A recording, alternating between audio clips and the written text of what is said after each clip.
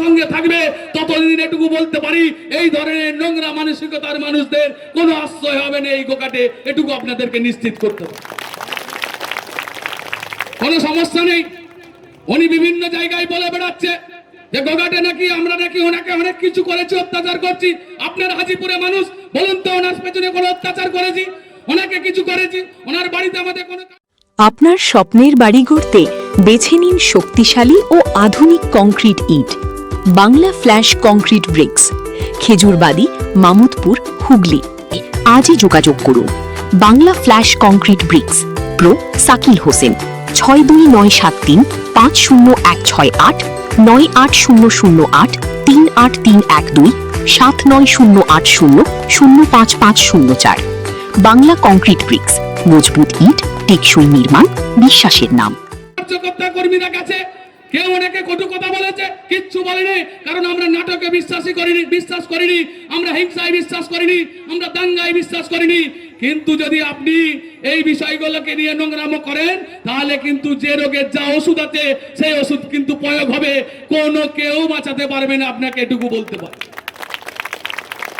আর আমি মহিলাদেরকে বলবো, যারা আমাদের মাতৃশক্তি, যারা আমাদের ভরসা, আমরা কি বলি, আমি একটা জায়গায় আজকে মেদিনীপুরে একটা প্রোগ্রামে ছিলাম সকালের দিকে, আমি একটা জায়গায় বক্তব্য রাখতে দিয়ে বলছিলাম যে আমরা খুব সৌভাগ্যবান, আমরা এমন একটা দেশে যে জন্মগ্রহণ করেছি, এই দেশটা সারা পৃথিবীর বুকে আর কোথাও নেই।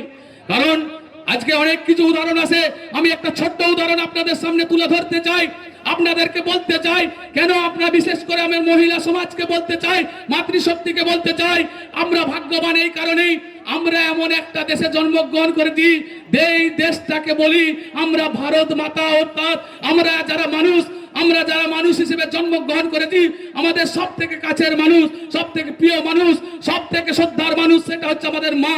যে মা আমাদেরকে গর্ভে ধারণ করে ভূমিষ্ঠ করেছেন, সে হচ্ছে আমাদের কাছে সব থেকে পরম শ্রদ্ধার।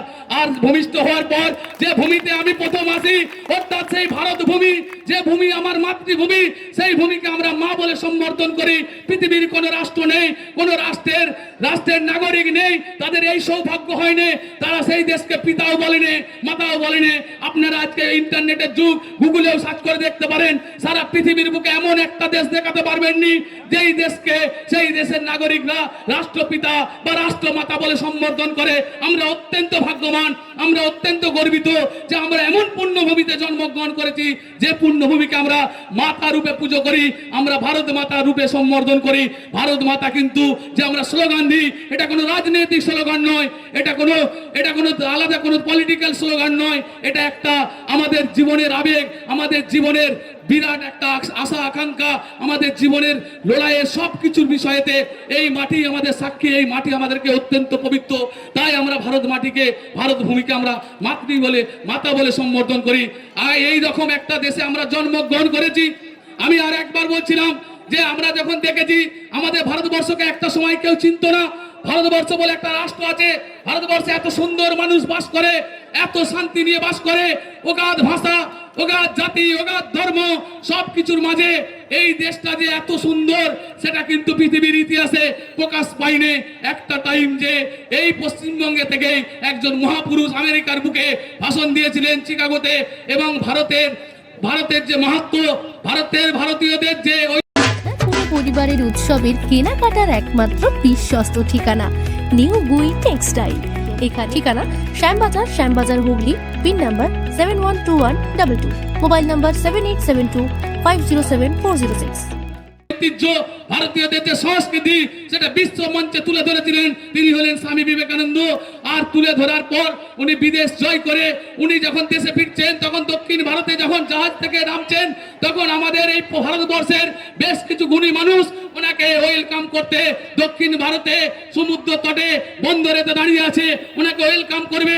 আর উনি বন্দরেতে যখন জাহাজ থেকে নামছেন, নেমে উনি কি করছেন, উনি ভারতের ভূমিতে উনি নিজে গোড়াগড়ি খাচ্ছেন। আর গোড়াগড়ি খেয়ে ওনার সেই গোড়াগড়ি দেখে সেই সময় দাঁড়িয়ে যারা আনতে গেলেন ওনাকে, ওরা বলছেন যে স্বামী বিবেকানন্দ বিলেতে যে পাগল হয়ে গেছে, এই না হলে কেউ মাটি গোড়াগড়ি করে। কিন্তু উনি পাগল হয়ে যাননি, উনি বলেছিলেন আমি পাগল হয়নি, আমি এমন একটা দেশে এসেছি যেই দেশের মাটি অর্থাৎ ভারত মা, সেই ভারত মাকে আমি স্পর্শ করছি, আমি অনুভব করছি, আমি ভাবছি যে আমি একে ছেড়ে কি করে ভুলেছিলাম। এই ভূমি তো আমার পৃথিবীর শ্রেষ্ঠ ভূমি, সেইটাকে উপলব্ধি করছিলেন।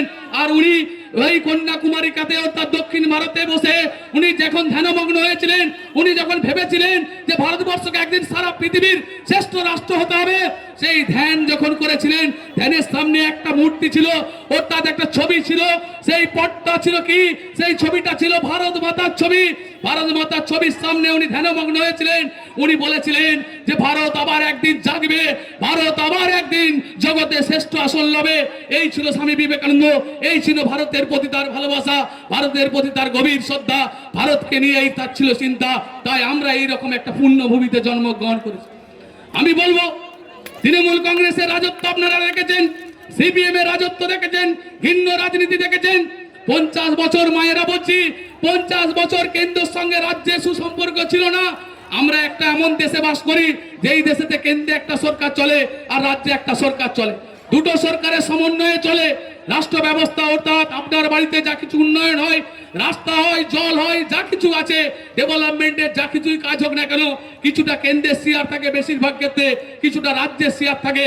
আর এই দুটো শেয়ার নিয়ে ডেভেলপমেন্টের কাজ হয়। কিন্তু আমরা অত্যন্ত দুর্ভাগ্য, 35 বছর বাম সরকার সেখান থেকে বঞ্চিত করেছে। তখন বলতো কেন্দ্রের কালো হাত ভেঙে দাও, গুড়িয়ে দাও, কেন্দ্র সরকার তুমি জবাব দাও।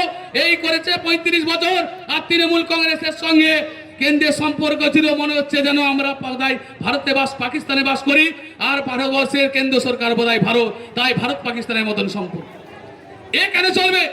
যুক্তরাষ্ট্রীয় কাঠামোতে কেন্দ্র রাজ্য সমন্বয়ে সরকার চলবে।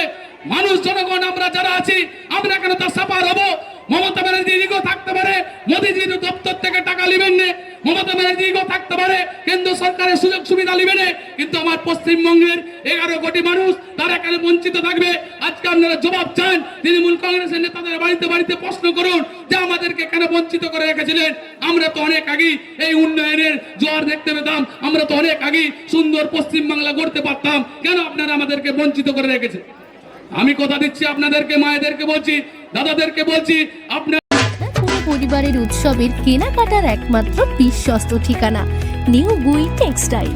এখানে ঠিকানা Shyambazar, Shyambazar Hooghly, pin number 712122, mobile number 7872507406। শুধুমাত্র 5 বছর আমাদেরকে দেন, 5 বছর পরে রিপোর্ট কার্ডটা নেবেন।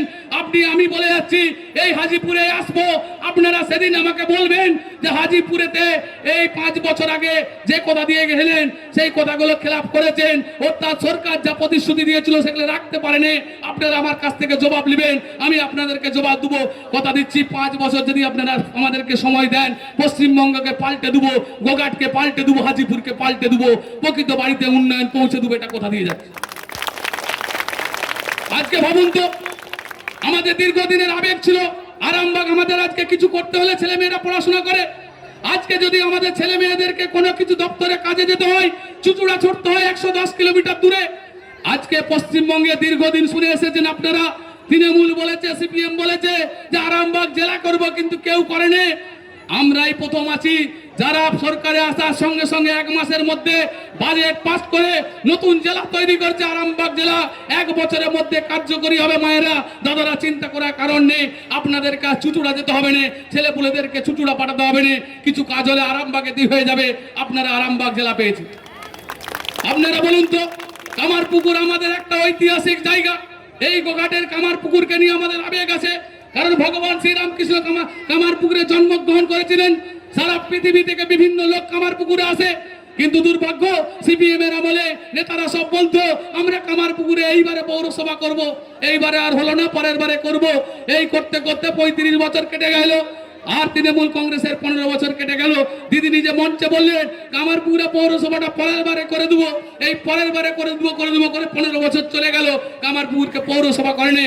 আর আমাদের মাননীয় মুখ্যমন্ত্রী, আমি ওনার কাছে গেলাম, ওনাকে বলেছিলাম যে ঠাকুর রামকৃষ্ণ দেবের জন্মস্থান, আমাদের গোঘাটের মানুষের আবেগ, আমরা কামারপুকুরকে নিয়ে গর্ব করি যে আমরা এই মাটিতে জন্মগ্রহণ করেছি, তাই আপনাকে এই কামারপুকুরকে পৌরসভা করতেই হবে। গোঘাটের মানুষের আবেগ, কামারপুকুরের মানুষের আবেগ। আর উনি সেই কথা শুনে উনি কথা রেখেছেন, উনি কামারপুকুরকে পৌরসভা করে দিয়েছেন। চিন্তা করার কারণ নেই, কামারপুকুর শুধু পৌরসভা